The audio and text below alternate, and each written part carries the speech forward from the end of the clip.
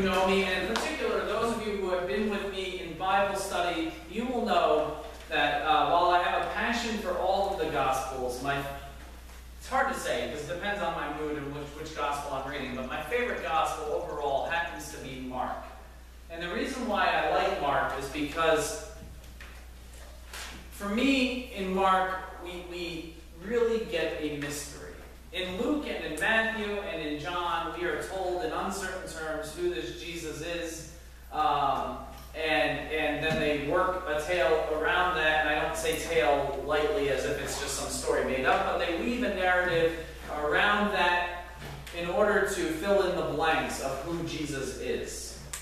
In Mark, we have something similar to that, but even with all that Mark tells us Jesus is, and we do get the insider's track, there's a lot there that is unknown.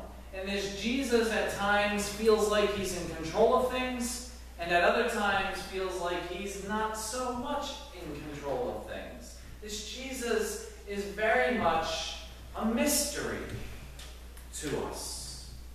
And the gospel is a mystery to us. Chapter 4 of Mark is a turning point in the Jesus narrative. Prior to chapter 4, Jesus hits the ground running.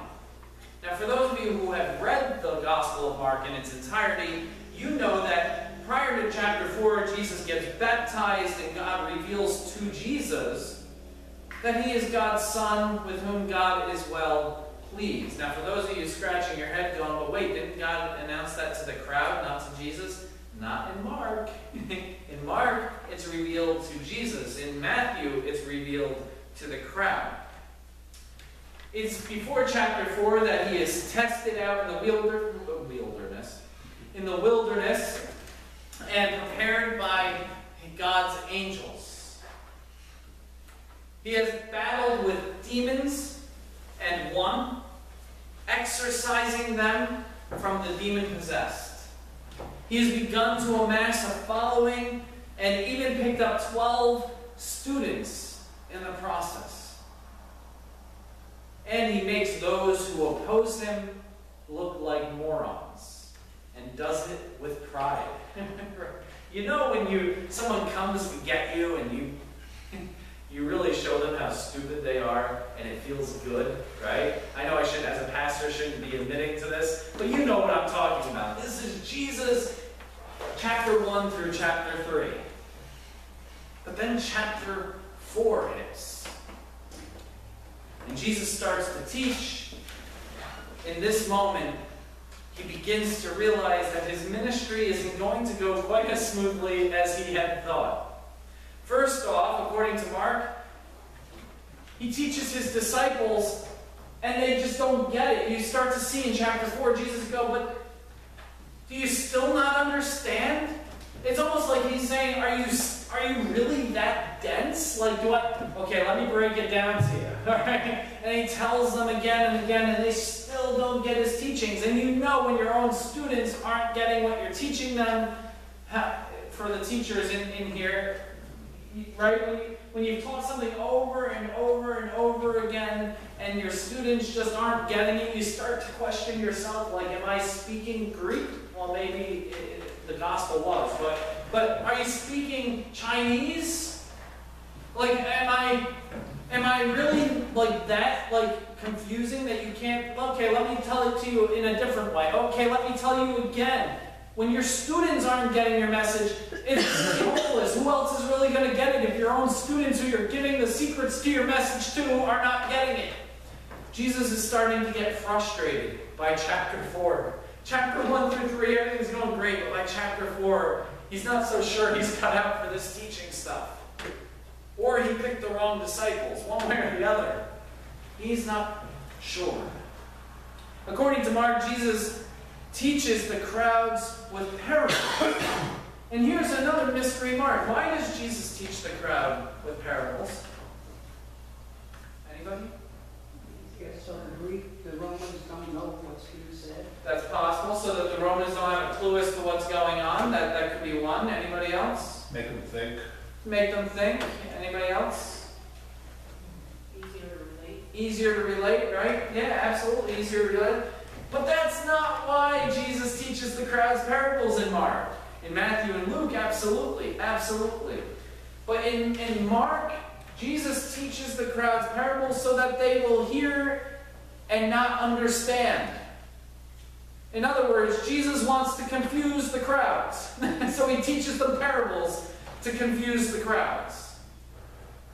I don't know about you, but if I were guiding Jesus in Leadership 101, in Teaching 101, I would probably not advise him to teach really confusing parables to the people so they don't understand you. I don't know about you, but that would not be my guidance to him as a teacher. Confuse the heck out of the people. You know, like, does that sound like it makes any sense to you? Again, Mark is a mystery. A mystery.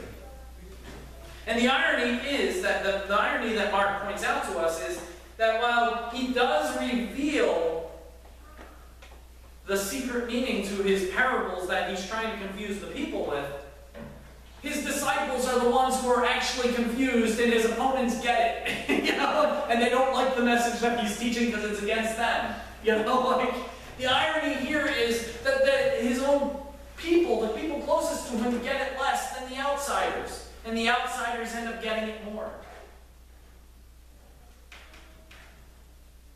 The insiders, the disciples, they totally don't understand. Jesus could do 450 feedings of the multitudes, and they still will not get what Jesus is doing. They are totally blind to Jesus. And this totally frustrates Jesus. Do you still not get it? Now, theologians have different reasons that they think best explains why Mark wrote his gospel this way. But let's put aside that and just focus on the narrative itself. Everything leading up to chapter 4 has had a very supernatural, cosmic, and spiritual feel to it, right? Jesus goes out into the wilderness. And God is revealed to Jesus in the river through a booming voice coming down to him from the heavens, right? And he is attended by angels and tested by demons in the wilderness. And he exorcises demons and does other miracles, all of these things showing the power and the glory and the supernatural presence of God. And in chapter 4, things become very, very down to earth. Do they not? They become very organic. Jesus' teaching starts to center around earthy things such as farming and agriculture. While in verses 1 through 3, Jesus seems to have, while in chapters 1 through 3, Jesus seems to have complete control. From chapter 4 on, Jesus reveals himself to be very organic, very down to earth, very not in control. And he becomes all too human. Maybe a little too human for our own comfort. We kind of like the John Jesus who's floating above the ground and even his death is under his control, right? This Jesus, this God that seems out of control, not so comforting sometimes, is it? He becomes all too human. And he struggles like a human. Gets frustrated like a human. Fails at points like a human. Yes, Jesus in the Gospel of Mark has some epic fails built in him. The first one, confusing the people with parables that don't make sense, right? But Jesus is human in the Gospel of Mark. Honestly, that's what makes Mark's portrayal of Jesus my favorite of all the Gospels. He's a person I can relate to.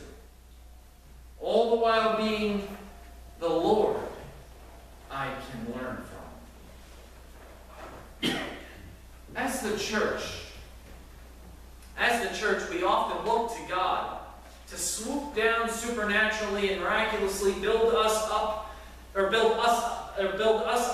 for the world to see, right? We want the church to be built up so that the world can see how great we are, how awesome our God is, how awesome our congregation is. We would love for God to come in here and just cure the lame and make the blind see so we can go out into the world and go, look at us!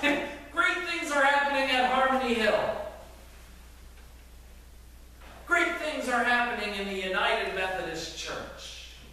Great things are happening for Christ's followers. We hope that God's power will attract new members, increase the church's prosperity, make us successful in all of our ministry and mission endeavors. Yet Christ, at least the Christ we have in Mark, Christ is organic, just as we are. And God works organically. No, my friends, God is not going to come and lift this church up into the crystal cathedral and make it shine for miles around so that people will see our glory and come and visit us. That's not what God does. But God is here in this small little country church in our midst. And God is looking for us to see God organically, to see God here in what we lack, rather than looking for God in what we hope to attain. God is looking for us to step out in faith and do the hard work. And yes, my friends, gardening is a hard job. Let alone taking a mustard seed that grows into a giant weedy-like shrub and building it into a tree for the birds of the air to nest in. That takes hard work. I don't know about you, but I've attempted to garden. And Claffertine, forgive me because I know you are a gardener. I don't have a green thumb. But even the greatest green thumb in this room, which I'm just going to go ahead and say is Claffertine. Just put that out there. It may not be, but to me, if I were to idealize a gardener in our midst, I would idealize you, and I would come to you for tutelage on how to get my gums, and I don't want my gums being green, but certainly my thumb would be great. Now, even the greenest of thumbs has to go out and till the earth and toil over the earth and nurture the seed and the earth in order for that to grow. And that usually involves going out into the sunlight and sweating a little bit and getting your hands dirty and doing the hard work it takes to make that grow. God is calling us to such work. No, God's not going to swoop in like a giant eagle or a giant architect and build the Crystal Cathedral out of Harmony Hill and plop down billions of people to come attend it and give us a network contract so that we can be viewed all over the world for people to see. But God is here calling us to do the hard work that He has set before us, including failing in the trying of doing said hard work. And you know the adage, the cliche, and it's true. You can't succeed until you learn to fail. We aren't going to succeed if we never try. And we aren't going to avoid failing if we do try. But we need to begin to take that step of faith. Christ is organic. And God works organically. Remember, even Paul referred to the church as the body, not the building or the institution or the religion of Christ. Christ is organic, and so is Christ's body. Now let me ask you, me ask you, is a body an institution? Does a body play politics? Does the heart go to the brain? You're kind of important, but without me you die. No. The body works together, and when one part of the body fails, the rest of the body fails, unless it can be revived and brought to life. Christ's body is what we're called to be. Organic is what we're called to be. Working together, striving, doing the hard work, trying, failing, succeeding together. Now, if you're feeling confused or dismayed or frustrated or on the edge of failing, have no fear. For our Lord has been there. He knows what it means to be confused, to be frustrated, to fail, to be down to earth. And it is in that state, it is in our weakness, it is in our failing, it is in our natural, organic state that the miracle of Christ is truly revealed. Amen.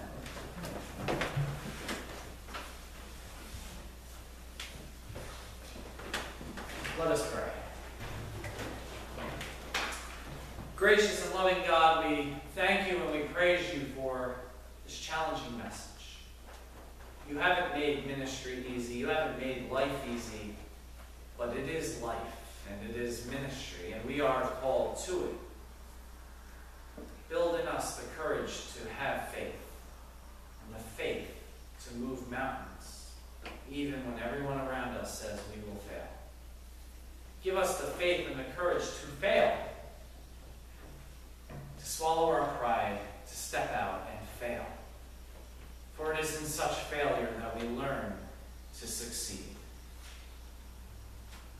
Allow us to be successful disciples. Through our failures, through our weaknesses, through our faith. We pray these things in the name of Jesus Christ, our Lord and our Savior.